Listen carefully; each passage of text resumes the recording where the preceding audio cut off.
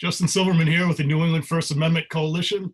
I'm with Jeff Pyle, partner at Prince Lobel and Tye in Boston. Jeff and his colleagues have created what I think is going to be a great resource for the many journalists that are now working 24/7 in New England, trying to cover this pandemic and keep their communities informed.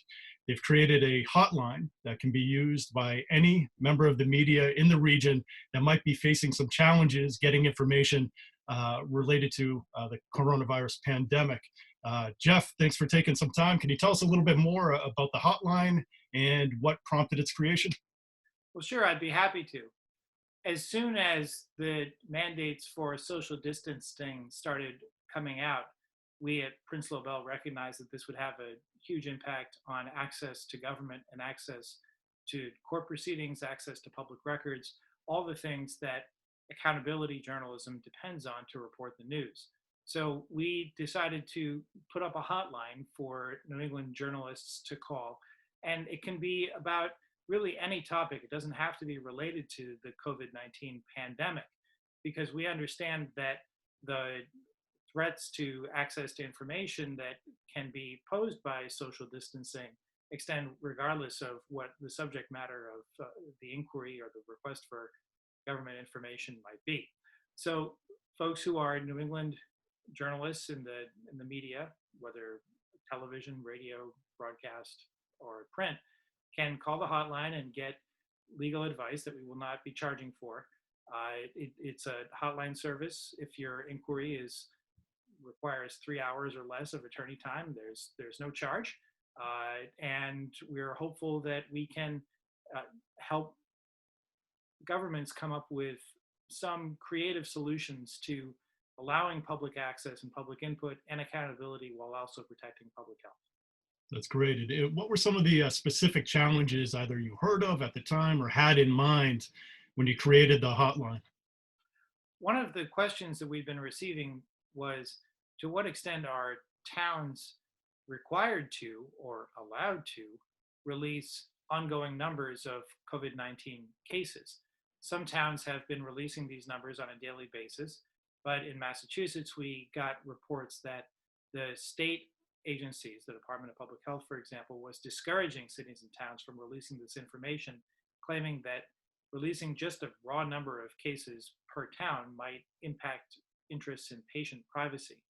We didn't agree with that, and we've argued that in news articles that have come out about this subject. It does appear that the State Department of Public Health is now leaving it to cities and towns to make their own decisions about whether or not to release town-by-town information in this respect.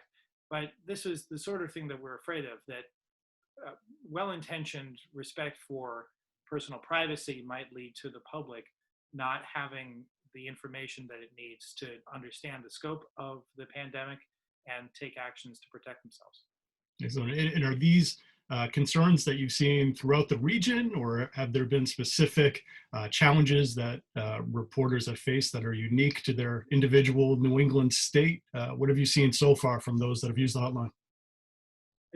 I think it's a national issue. In fact, we don't cover the West Coast on the hotline, but I got a call from Oregon asking me exactly the same question earlier today.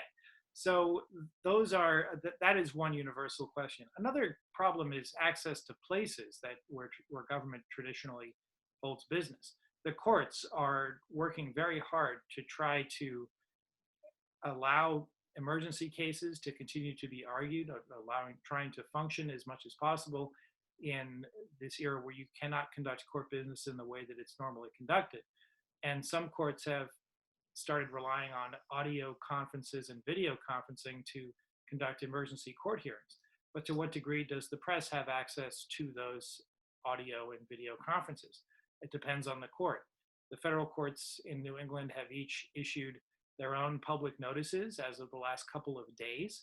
In fact, the $2 trillion economic recovery bill included some language about video conferencing in criminal cases in federal court that the federal courts are now relying on.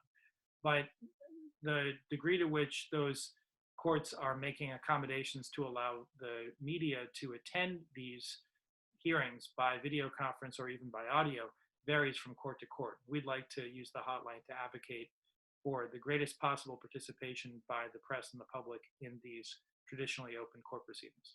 Excellent. And can you tell us again how we can take advantage of this hotline? Is there an email, a phone number? How can we engage? Yes, there is an email. It is access@princelobel.com. And the phone number, if you give me a moment, I can call it up. I should have it memorized.